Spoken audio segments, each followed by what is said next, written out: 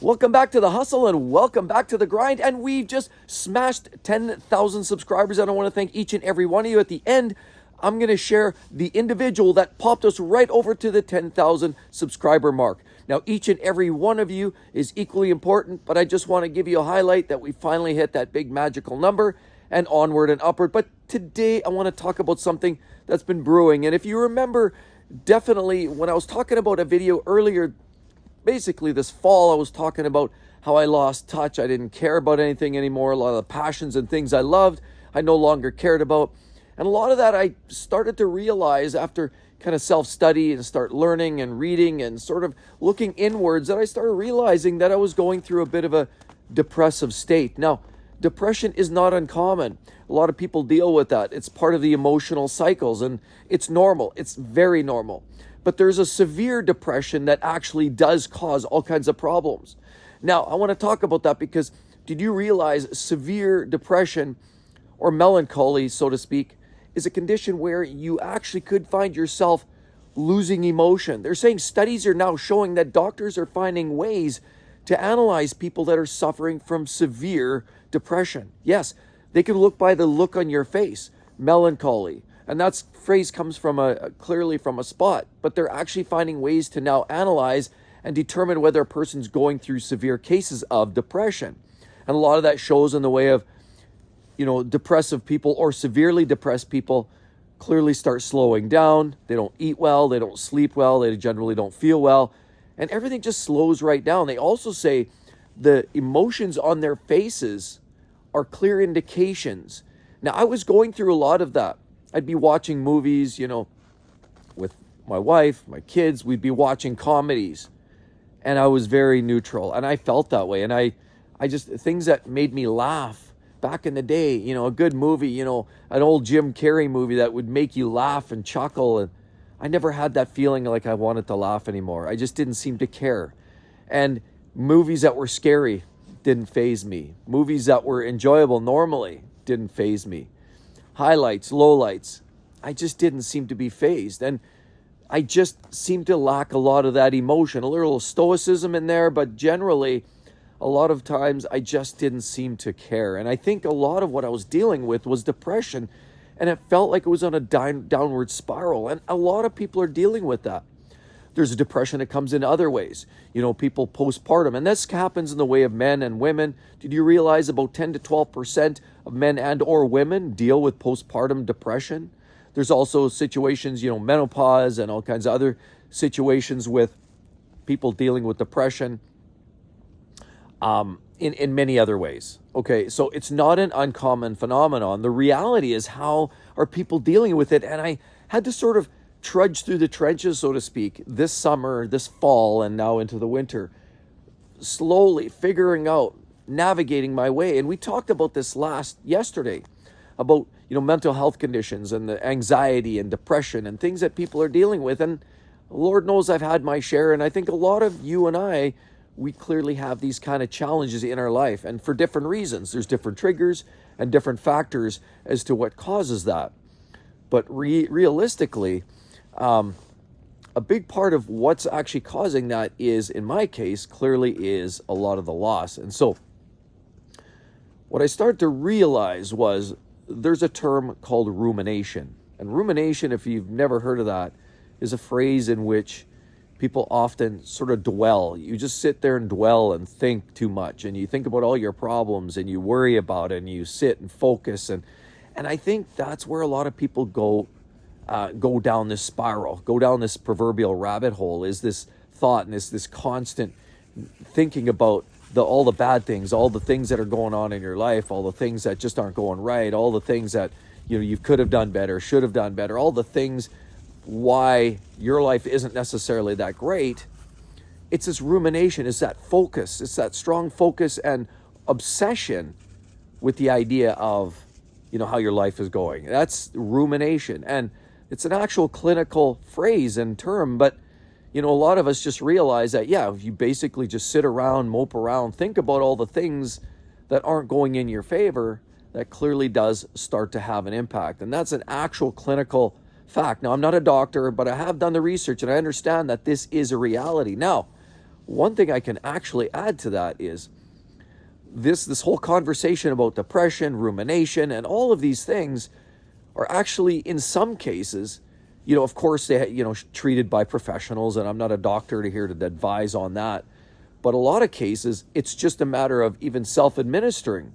A lot of solutions from some of these professionals that I've heard of anyway, and please do your own research on this, is that just by getting out, breaking the monotony, breaking the monotone, breaking, if you've been in the house and you're moping and it's a long, cold winter, and a lot of people say, a lot of these climates like we're here, where there's a lot of snow and the winters are long and dark and cold, and people get kind of hunkered down in the house where it's nice and warm, but the days are short and the nights are long and it's cold, and it tends to push people into a place of hunkering down and almost like a bear just going to hibernate. And unfortunately, those are conditions, minus the vitamin C and vitamin E and all the other vitamins you don't get in the sun, are just a perfect blending and stewing pot of the conditions that it leads right into the sort of depressive state and pushes people into this condition called rumination. And I didn't realize this until I started reading about it and studying and analyzing that a lot of people deal with this.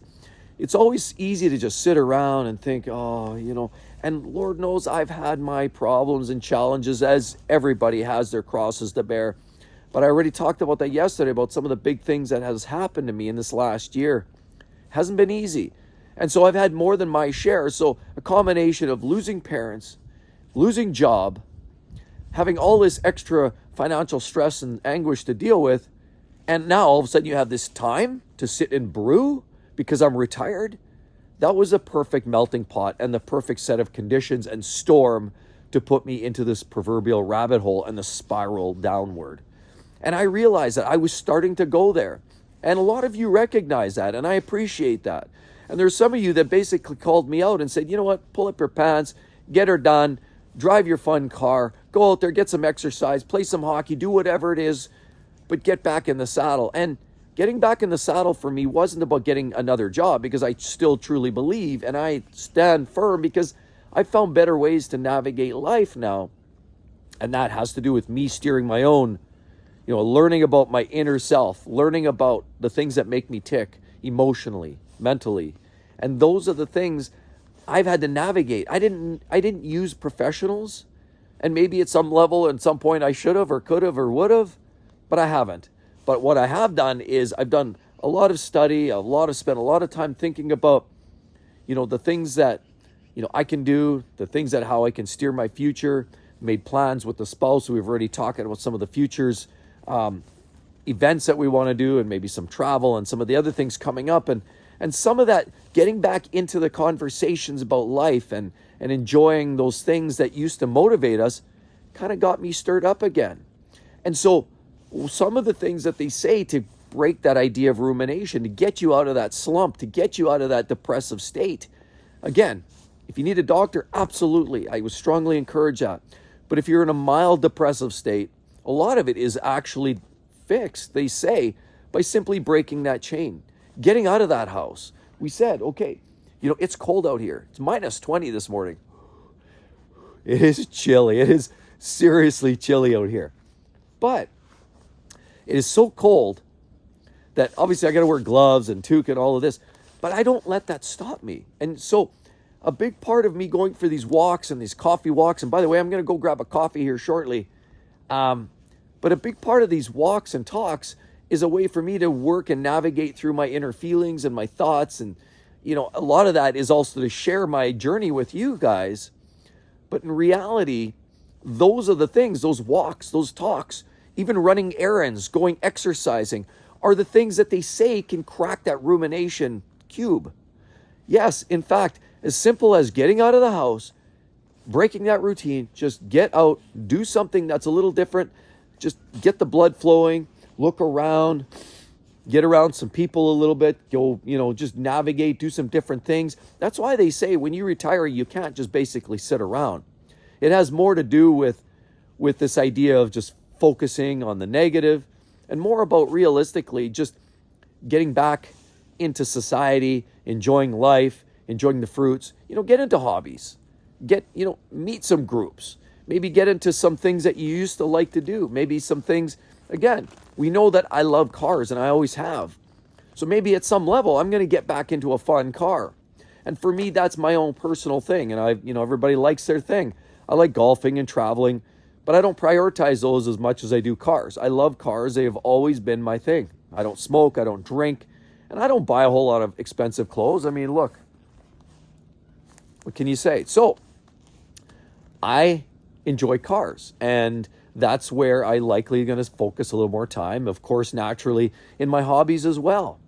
But realistically, we all just have to find that thing that makes us tick. And the idea of this focusing on the negative and sitting around and this monotony and sitting in a dark room, that's not helping at all. You want to break that depressive state. I figured out how to do it for me, and it really has worked. I found ways to, just like I said, figure out that what was making me tick, what was making me sad, and clearly a lot of it was justified. Losing parents and job and all those things does really rattle your world. But also how to navigate through that, come to grips, come to terms with our own mortality. The idea is, as well as, just having those moments to get out. Go see a movie at the theater. Maybe give your friend a call. Again, we know we don't have a lot of friends, but maybe reach out. Go for a walk, go for a jog, join that club or that hobby, get into something. And for me, a big part of this getting through this last 6 months, 8 months, has been having this YouTube game, this side hustle, this thing that's motivated me, keep me going.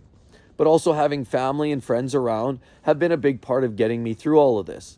But the worst thing you can do is sit around and think about it. And rather, you're better off just getting off your seat, going for a walk, going for a jog, going even for a little drive, go run some errands, pick up a few groceries, loaf around in the grocery store. Even those moments are enough to get you out and shake that off. So with all of that said, I want to share with you, everybody. I hope you really enjoyed it. I'd love to hear your comments, whether you think that's a factor or not, but that's what it took to break my chain. Guess what? The 10,000th subscriber on this channel is Charles Sickle. Thanks, Charles, and thanks every one of you for adding in, supporting the channel, coming each and every day, providing comments, feedback. I love it. It's great. It's amazing. And you all make it so rewarding. Hope to see each and every one in the next one. See you real soon. Bye-bye.